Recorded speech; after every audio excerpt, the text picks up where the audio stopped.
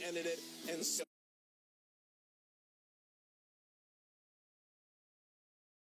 105 total points, but it was the Rams who get to 10-1, and I can think of nothing better right now than hearing from both starting quarterbacks. Let's hear it.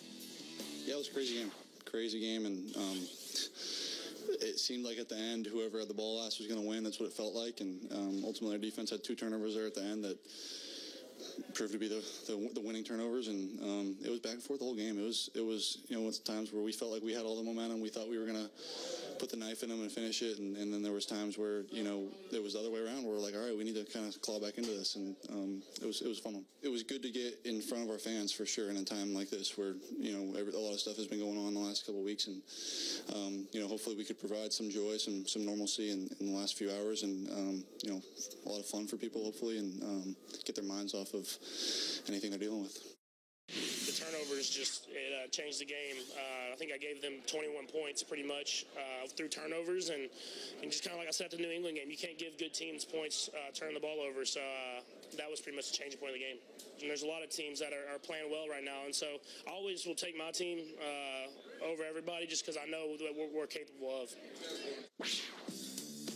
Fantasy football players' dream, gentlemen. Check out the numbers here. 3rd most combined points in NFL history, 14 total touchdowns, and we did have defense. I touched on that earlier on in the show.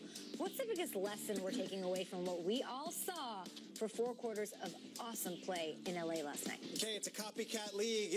The days of hiring an old stoic defensive coordinator as your next head coach are done. This is the offensive era of the NFL, and we're moving into it rather rapidly when you look at the best teams in the league. Whether it be the Saints, whether it be the Steelers, whether it be either of these 2 teams, points. So I look at the names, right? You know McVay, you know Reed, but then you start looking at the names underneath them. Mm-hmm. Zach Taylor's the quarterback's coach in LA. He's a 30-something-year-old whiz kid. He will get head coaching job interviews. Eric Bieniemy on the other side, he will get head coaching job interviews. Then you look at the other guys. Mike Kafka, remember Mike Kafka, sure, the old quarterback? He's the quarterback's coach in Kansas City. Anyone who is a part of these teams are going to be looked at as head coaches. That's one thing. The second thing is, if you remember the draft process of 2016 and 2015, the knocks on Mahomes and Goff were that they were spread quarterbacks in college, and you can't draft a spread quarterback. 4-letter word. It's going to take too long to develop. You won't ever have a head coaching job. The NFL has changed. You now draft the quarterback and you build your offense around them. There's a bunch of young prospects in college right now. Kyler Murray in Oklahoma, who wouldn't have been a first-round pick 10 years ago. He will be a first-round pick when he wants to come out. Justin Herbert, Drew Lock, all of these guys, Will Greer at West Virginia, spread quarterbacks. They are the next wave because the NFL will adjust them. And lastly, Mahomes, last night in a loss, was so epic and so wonderful. I want to show you a pass that didn't make the highlights. Yep. His arm strength and the angles that this guy throws from. Watch this again here. Body. Look at this is running the opposite way. I spoke to a coach in the NFL during this game. He says, Mahomes makes passes that you spend your entire career as a coach telling the quarterback not to make. And he attempts them and completes them. He throws across his body. He looks receivers off. The arm angle on that pass alone is highlight worthy for an NFL quarterback's career. He's running one way, throws it the other way. Mahomes is amazing, and he's 23 years old. And in a loss, I don't want his effort to be lost here. But my point, quarterbacks, offensive coaches, the NFL is a moving locomotive. And if you don't get on board right now, you will be left in the dust. I'll just quickly echo what you say. This was about L.A. and Kansas City. It's also going to reverberate in Indianapolis at the Combine. It's going to reverberate in Nashville in the draft. What do you mean? What I mean is, Daniel Jeremiah, who we all love and respect, okay, he tweets last night, tonight was a very bad night for highly rated run-stuffing defensive tackles in the opening draft. Oh. If you can't rush the quarterback, think of these big Levon Kirkland middle linebackers who don't run as well. It's over. I would encourage everybody, go to a local high school game and see what the game, it's that. It's these guys who don't even huddle. It's these 15-year-olds with wristbands calling. They don't huddle. They throw it 50 times a game. And, I'm saying this, 105 points, we'll always remember this one. I don't know if we will remember this one because we're going to get a lot of these over the next 5 and 10 years. If you're someone at home that says, I was reared on Nitschke and Butkus, it's over. We're not going to see 13-3 games anymore. 10 years from now, we're doing season 13 of this show. It's going to be a lot of 54, 51 games because high school coaches and college coaches were watching last night with us. This game's changing. The offense is coming. It's coming. It's happening. The game evolves, and it's always going to evolve. I mean, there was one point where Pistol Pete Maravich threw a pass behind his back. And then the 70s and 80s, guys started finger rolling above the rim.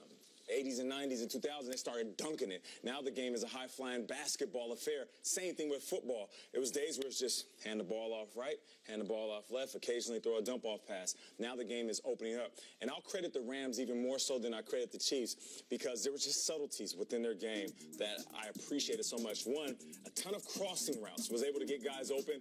They spread out defenses, which is why Jared Goff can escape and score in the end zone like this. But another thing I noticed in this game is once they got in the huddle and they got their plays called, they would rush to the line of scrimmage. And that is a subtlety that I don't think a lot of teams can actually do. Because think about this, tempo.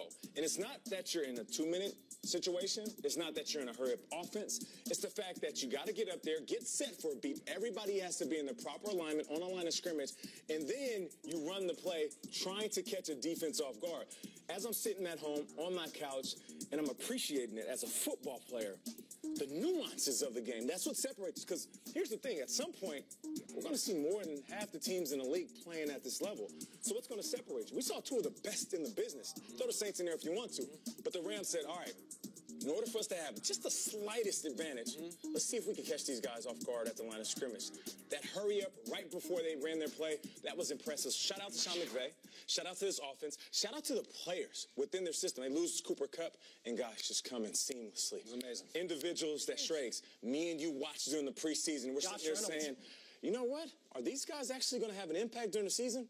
Damn right they are. Because when one guy goes down, the next guy goes up, and he seamlessly works his way in. Shout out to the Rams. Shout out to the Chiefs. Offense was on display, and yes, the game is evolving. If you're not going to catch up, you're going to be behind. So I think you need these defensive superstars. That's what ended up winning the Rams this game last night with Aaron Donald, with Marcus Peters coming up with revenge. The storylines were amazing. Offense is here. And I love that you brought up Mahomes and gave him his love and gave that team their love. Because if you go on the road and you turn over the ball 5 times and give up 135 yards in penalties, you should get blown out of the building. And they were right there. If they had one fewer turnover, I think that they win this game, which is sort of wild to think about. So if you're a Chiefs fan coming off of last night's action, I was texting back and forth with my sister-in-law, my best friend in college, who both worked for the Rams, oddly. She's a huge Chiefs fan from Kansas City. She's like, I feel good about it. I feel good about what happened because, honestly, our defense racked up 5 sacks against one of the best offensive lines, if not the best offensive line in the National Football League. And if we see a rematch of this, and we just might, I'm confident if I'm a Chiefs fan going into this, if they cut down on the mistakes here,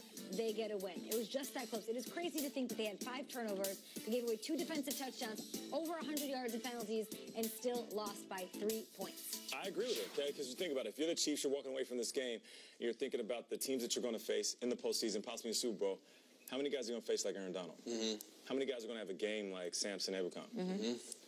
That's not going to happen. These guys are playing out of their mind on the biggest stage. They made the biggest plays, and they can walk away from this game saying, we might not face that type of rush just from the front end, defensive line, and linebackers. They've had 3 really big primetime games on television that have been on the road. In Denver, where Mahomes showed us he can take them back. In New England, where we saw that the Chiefs can go blow for blow with the Patriots. He threw some picks in that one, too, but yeah.